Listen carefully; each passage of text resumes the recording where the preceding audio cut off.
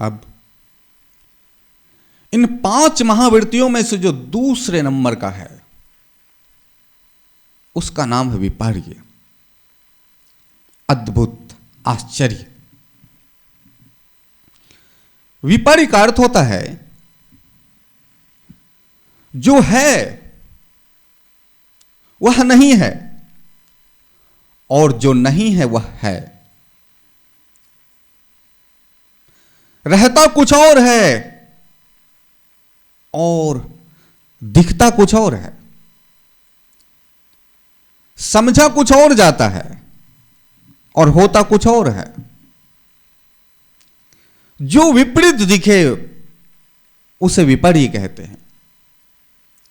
जो है वह ना दिखकर जो नहीं है वह दिखे उसे विपर्य कहते हैं। जैसे रात्रि में कहीं जा रहे हो और अंधेरे में कोई डोरी पड़ी हो, कोई रस्सी पड़ी हुई हो और उस रस्सी को देखकर आपने समझा कि तो सांप, तो यथार्थ में है तो डोरी पर समझ आप सांप रहे हो। यही विपर्य है। जब जादूगर का खेल देखने के लिए जाते हो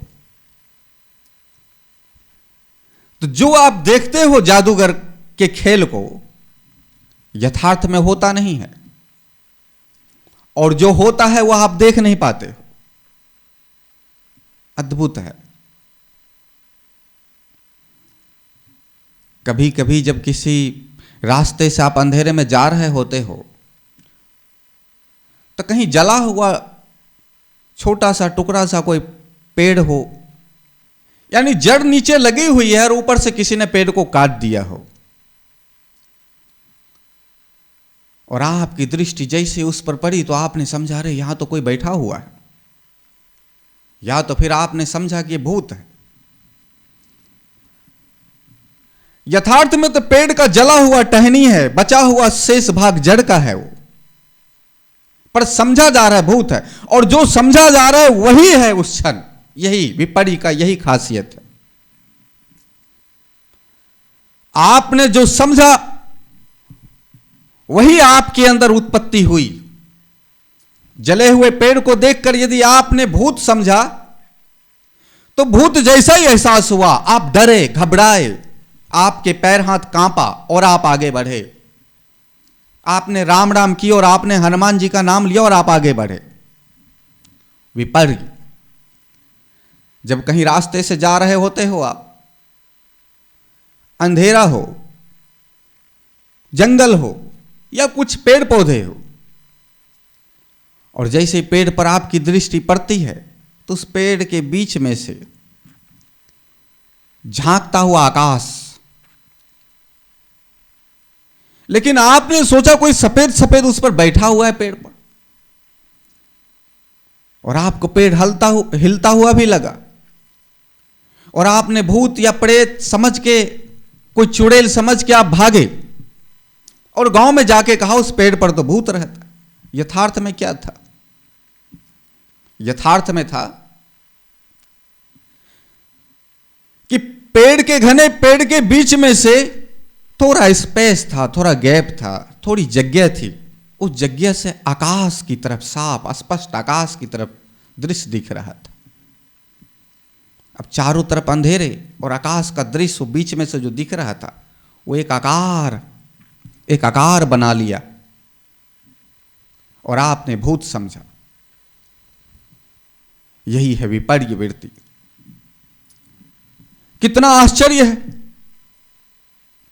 वेद, कुरान, बाइबिल सब है किताब।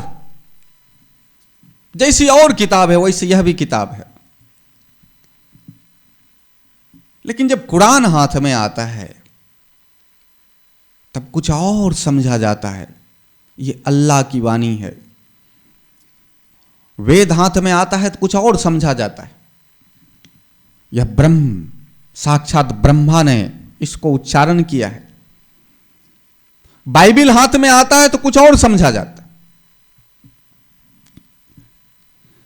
जो हो और कुछ और समझा जाए और उस पे सत्य की आस्था, उसे सत्य समझकर मन और स्थिति को ऐसा ही बना लेना, यही विपर्य है। नहीं तो है बाइबल किताब ही है, कुरान किताब है। सभी किताब का विषय अलग अलग है। इस कुरान का विषय कुछ अलग है, दूसरे किताब के विषय अलग है। लेकिन दूसरे किताब को तो किताब समझते हो, पर इस कुरान को किताब नहीं समझते। अब है तो किताब ही है, लेकिन किताब दिखता नहीं आपको। इसलिए हरे कपड़े में कुरान को, लाल कपड़े में वेद को ऐसे ऐसे लपेट कर, बाइबिल आदि को लपेट कर रखते। यह किताब नहीं है, यह कुछ और है।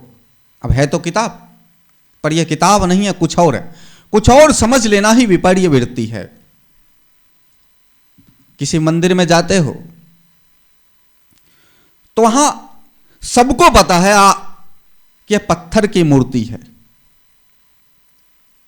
लेकिन उस पत्थर की मूर्ति को ना देखकर भगवान दिखना, यह विपर्य वृत्ति है। जब किसी मजार में जाते हो तो समाधि, वहां कोई पीर होगा, कभी शरीर छूटा, उनकी अंतिम संस्कार का विधि के अनुसार जमीन में दफना दिया गया। पर मजार जाने वाले को जमीन में दफनाया हुआ वो लाशें थोड़ी दिखता है। यथार्थ में आप कितना भी कुछ कह लो, है तो लाशें ही ना, पर नहीं, वहां लाशें नहीं दिखता। वहां पीर का चमत्कार दिखता है, वहां चलता फिरता पीर दिखता है। वहां जमीन में किसी दफन हुआ लाश को ना देखकर कुछ और देखना, यही तो है विपर्य वृत्ति। जब किसी मस्जिद में जाते हो तब मस्जिद भी ईंट कंकर पत्थर का ही बना हुआ है, पर आप वो ना समझकर आप समझते हो ये खुदा का घर है। यही विपर्य वृत्ति। चर्च में गए, जीसस का लकड़ी का पुतला बना हुआ है, एक स्टैचू लटका हुआ है, लेकिन जब दृष्टि पड़ती है उस स्टैचू पर तो ऐसा लगता है कि यह भगवान का दूत है, यह भगवान का पुत्र है। कितनी भी जांच कर लो, कुछ भी कर लो, वो तो है तो लकड़ी का ही ना, लेकिन लकड़ी का ना दिखकर वो भगवान का पुत्र दिखता है। यही विपर्य वृत्ति है। जो है वह नहीं है, और जो नहीं है वह है। जो है वह ना दिखता है, और जो नहीं है वह दिखता है। इसे विपर्य वृत्ति कहते। मस्तिष्क है, ना जाने किस किस रसायन की क्या क्या रिसाव होता है, और शरीर के अंदर ना जाने किस किस प्रकार का, कभी अच्छे कभी बुरे, ना जाने कितने प्रकार का बीमारी कभी शरीर से जन्म लेता है, कभी मस्तिष्क से जन्म लेता है। इसलिए कुछ बीमारी को तो कहते हैं शारीरिक रोग, और कुछ बीमारी को कहते हैं मानसिक रोग। तो जब कोई हिल रहा होता है तो आप क्या कहते हो कि लगता है इसके ऊपर कोई भूत आ गया है, कोई प्रेत आ गया। मस्तिष्क में रसायन के रिसाव से कभी कभी शरीर में अलग अलग प्रकार के बातें होने लगती है। कभी कभी उसके शरीर में से बहुत ताकत जैसा लगता है कि यह आदमी तो कमजोर था, यह अचानक इतनी ताकतवर कैसे हो गया। 5 किलो वजन का ना उठाने वाला 50 किलो का उठाकर फेंकने लग जाए तो आश्चर्य से भर जाते। पर यदि 5 किलो का उठाकर 18 किलो या 5 किलो के जगह पे 50 किलो उठा के फेंक रहा हो, पर इसका यह बात तो है कि 5 किलो की जगह पे 50 किलो उठा के फेंक रहा है, यह बात तो समझ में आता, पर उसमें भूत है, यह तो विपरीत है। इसी को विपर्य वृत्ति कहते। इसलिए जब कोई हिल रहा होता है, डोल रहा होता है, तो वो यथार्थ में हिल रहा है, डोल रहा है, वो मनोरोगी है, मानसिक रोगी है, लेकिन समझा जा रहा है कि इसके ऊपर भूत आया है, प्रेत आया। और कमाल है, कभी कभी इसी हिलते हुए में और अलग अलग शब्द जब निकालने लगता है मुख से मानसिक रोगी, तो फिर कहते हो इस पर देवी आई है, इस पर देवता आया है। ये जो देवी आई है, देवता आया है। अब वहां पे वो आदमी है, वो उसके अंदर कुछ घटनाएं हो रही है, पर जो घटनाएं हो रही है वो नहीं दिख रहा है। क्या दिख रहा है? दिख ये रहा है कि इसके ऊपर कोई देवी आ चुकी है, कोई देवता आ चुका है। यही है विपर्य वृत्ति। जब कोई हिले तो जब भूत कहते हो तो भी यह विपर्य वृत्ति है, जब कोई हिले और कोई देवी देवता कहते तो भी विपर्य वृत्ति। जो नहीं है वह होने का एहसास कराना, और जो है वह ना होने का आभास ही विपर्य वृत्ति है। इसलिए तो कभी कभी मंदिर में किसी को भगवान दर्शन दे देते हैं, कभी पेड़ के नीचे दे देते, कभी कुछ दे देते, कभी कहीं कुछ। ये सब विपर्य वृत्ति है। जब किसी पेड़ को देखकर भगवान समझ लेते, किसी नदी को देखकर देवी समझ लेते, है नदी और समझ रहे देवी, तो विपर्य वृत्ति। किसी पेड़ को देखकर भगवान समझते हो तो है विपर्य वृत्ति। कभी कभी कोई व्यक्ति बड़बड़ा रहा होता है,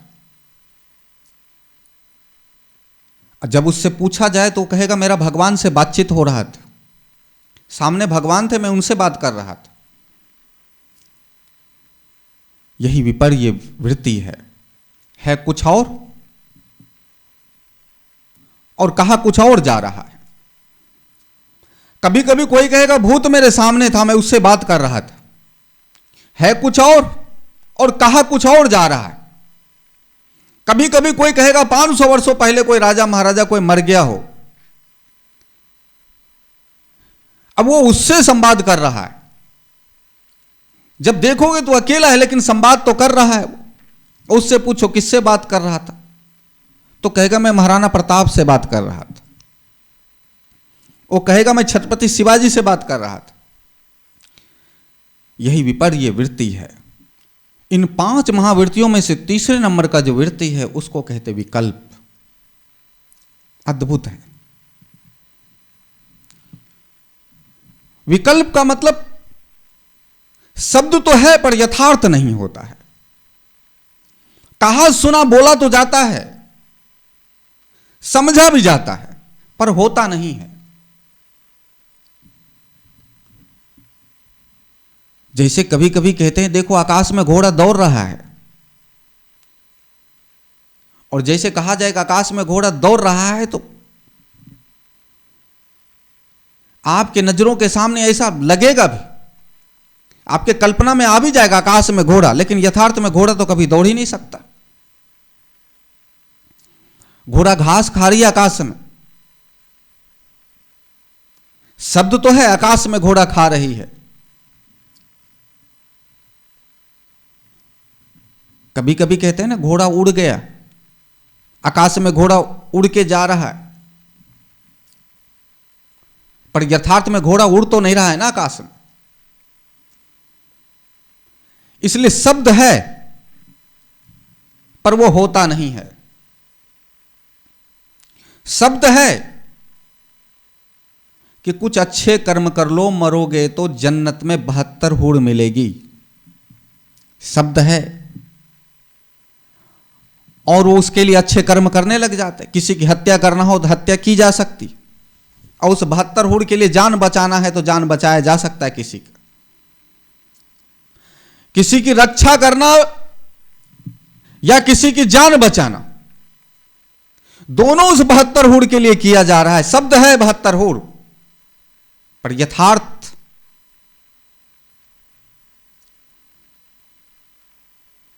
कोई मरकर नरक में जाएगा या कोई मरकर स्वर्ग में जाएगा। ये नरक और स्वर्ग शब्द है, पर यथार्थ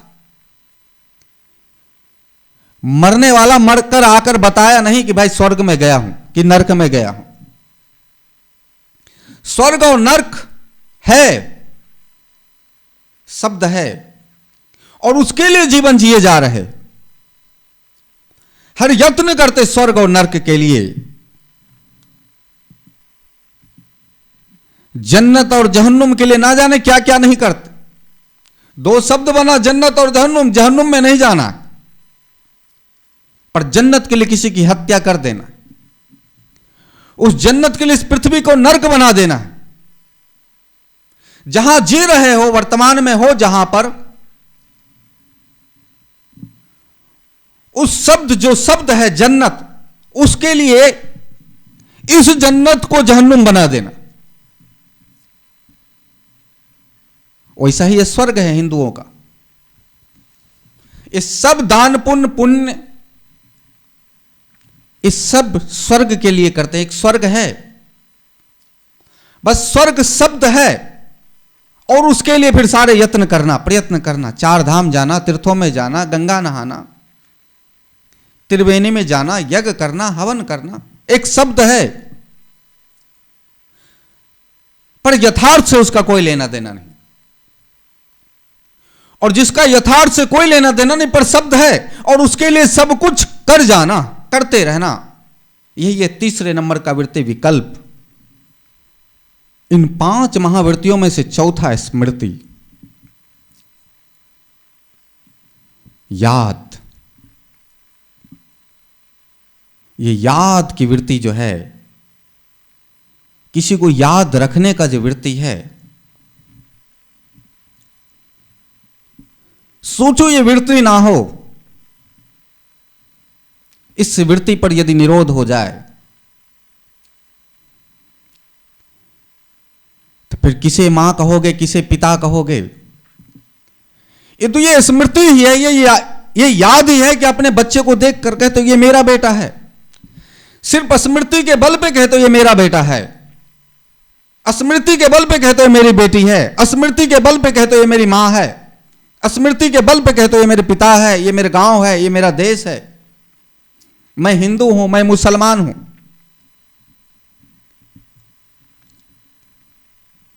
ये हजारों हजारों वर्षों का याददाश्त, इतिहास, उसको नहीं भूलना, उसको नहीं भूलना, इस स्मृति वृत्ति है। इस स्मृति के वजह से ही आप हजारों लाखों वर्ष पहले का बताते हो, क्या अमुक राजा हुआ था, अमुक बादशाह हुआ था, पहले इस देश का ये नाम था, अब इस देश का ये नाम है, पहले यहां ये गांव था, अब यहां जंगल हो चुका है, वहां जहां जंगल था वहां गांव हो चुका है। यह स्मृति के बल पर ही आप पहचान करते हो। इसलिए रमन महर्षि कहते थे ना, भूल जाओ, कम से कम एक काम तो जिंदगी में करो, भूल जाओ। यह स्मृति वृत्ति ही व्यक्ति को पागल कर रखा है। स्मृति वृत्ति तो बहुत खतरनाक है। ये तो मेरा तेरा का सबसे बड़ा यही करता है। यदि सोचो, जो आप पहचानो ही नहीं कि आपका बेटा है, तो फिर जिंदगी में कोई भी पाप ही ना कर पाओगे। ये पहचान ही ना पाओगे मेरी मां है, ये मेरी बहन है, ये मेरी बेटी है, ये मेरा परिवार है। ये जो पहचान करते हो, ये स्मृति वृत्ति के वजह से कर रहे हो। कभी कभी किसी की याददाश्त चली जाती, किसी को नहीं पहचानता, फिर वो मेरा तेरा नहीं करता है, कम से कम मेरा तेरा तो नहीं करता है। और लोग उसे याद दिलाते, तू पहचान मुझे, यानी स्मृति वृत्ति को रिटर्न लाया जाए। भाई देख, पहचान, मैं तेरा बेटा हूं, पहचान, मैं तेरा पिता हूं, ये घर यहां तो आंगन में खेलता था।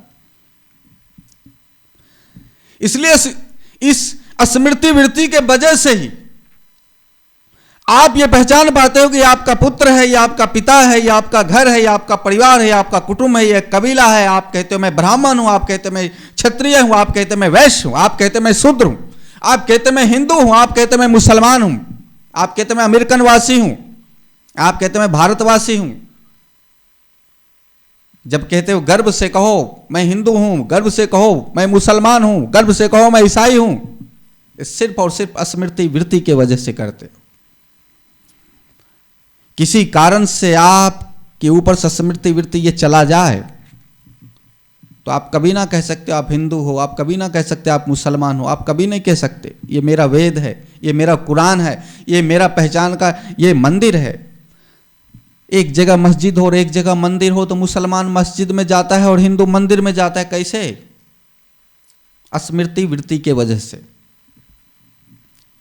उस स्मृति वृत्ति के वजह से मुसलमान नमाज पढ़ता है और हिंदू आरती पूजा में लग जाता है। यदि यह स्मृति वृत्ति ना हो तो यह पहचान ही ना हो। इन 5 महावृत्तियों में से 5वां है निंद्रा। ये 4 वृत्ति तो जागृति का है। जब चल रहे होते हो, उठे हुए रहते हो, बात कर रहे होते हो, जब जगे हुए रहते हो तो 4 वृत्ति है। जब जगे हो तो आपके जीवन पे 4 वृत्ति प्रभाव डालता है, लेकिन जब सो जाते हो तो 4 वृत्ति गायब। आप अपने जिंदगी का परिभाषा में आधे तो रात सो के निकालते ही हो, लेकिन निंद्रा को छोड़कर, सोए हुए भाव को छोड़कर जीवन की कल्पना किए चले जाते हो। समझ तो यथार्थ यही जिंदगी है। इसके लिए ही लड़ते झगड़ते मरते मारते बेचैन रहते हो। जैसे आपने सोया तो ये 4 महावृत्ति जो आपके जीवन पे प्रभाव डाला है, जो आपको रागी और द्वेषी बना देता है, जो आपको मित्र और शत्रु बना देता है, जो बंटवारा कर देता है जीवन का, जैसे ही सो गए तो ये खत्म कहानी। लेकिन सोए हुए में भी तो कुछ दिखता है, सोए हुए में भी तो डर लगता है, सोए में भी तो भयभीत होते हैं, सोए में भी तो प्रसन्न होते हैं, सोए में भी तो शादी विवाह करते हैं, सोए में भी तो गरीब और अमीर होते हैं। पर जब सोए हैं तो जागो का भान नहीं, जब जागे हैं तो सोए का पता नहीं। पर सोए में वही सब हो रहा होता है जो जागृति में है। और आपके चित्त को विक्षिप्त सोए हुए में भी करता है। इसलिए नहीं देखते, कभी कभी भयानक स्वप्न देखे आंख खुले पसीने पसीने हो जाते। कभी भूत प्रेत का रात में स्वप्न देखा तो अपने कमरे में डरे डरे से रहते हो। इसलिए 5वां निंद्रा वृत्ति, और ये 5 वृत्ति ही आपको पागल बना रखा है, आपको यथार्थ से दूर लेकर जा रहा है। ये 5 वृत्ति ठीक वैसा ही है जैसे समुद्र में लहर हो। ये 5 वृत्ति ठीक वैसा ही है जैसे बरसात आ गया हो और तालाब के पानी को गंदा कर दिया हो। इन 5 महावृत्तियों के प्रभाव में बहकर ही ये जीव 184,00,000 योनियों से कभी भी मुक्त ना हो पाता है। इस 5 महावृत्तियों के प्रभाव में बहकर ही जीव सदैव अज्ञानता में जीवन को जीकर मृत्यु को प्राप्त होता है। इस 5 महावृत्तियों में बहकर ही ये जीव जो उस अविनाशी परमपिता परमेश्वर का स्वयं अंश है, उससे भ्रमित होकर साधारण सा तुच्छ प्राणी समझकर जीवन को व्यतीत करता है। इस 5 महावृत्ति के प्रभाव में आकर ही व्यक्ति दुख और सुख का अनुभूति करता है। इस 5 महावृत्तियों के प्रभाव में आकर ही 2 भाग हो जाता है, एक दुख एक सुख। सुख के पीछे भागते भागते भागते भागते थक हार करे, अब कब सुख मिलेगा, अब कब सुख मिलेगा, और अपार दुख के जंजाल में फंस जाता है। ये दुख और सुख का अनुभूति, दुख सुख में जीवन को व्यतीत कर लेना, दुख सुख में बहा कर लेकर चला जाना जीव को, ये 5 महावृत्ति का प्रवाह है। जिस समय कोई परम साधक इन 5 महावृत्तियों के रहस्य को समझकर वृत्तियों के निरोध के लिए यत्न करता है, जब कोई साधक इन 5 महावृत्तियों के प्रवाह से मुक्त होकर, यानी इन 5 महान वृत्तियों को निरोध करने में जब कोई साधक सक्षमता को पा लेता है, तो सहज ही दृष्टा में स्थिति को आ जाता है, वृत्तियां मुक्त। ना प्रमाण, ना विपर्य, ना विकल्प, ना स्मृति और ना निंद्रा। इन 5 महावृत्तियों के मुक्ति के बाद, इन 5 महावृत्तियों के निरोध के बाद सबसे बड़ा चमत्कार जो है वह यह है कि आप जस के तस हो। वो ना रहा कुरान, ना रहा वेद, ना रहा भगवान, ना रहा आकाश, ना रहा जमीन, ना रहा पहचान, ना रहा मम्मी, ना रहा पापा, ना रहा देश,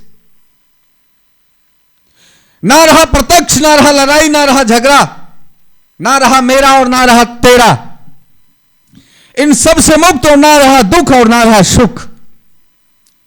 जिस सुख के लिए यत्नशील है प्रत्येक जीव, चराचर चेष्टा कर रहा है और दुख के दलदल में फंसता चला जाता है, तो फिर ना रहा वो दुख और ना रहा वो सुख, ना रहा वो सोच।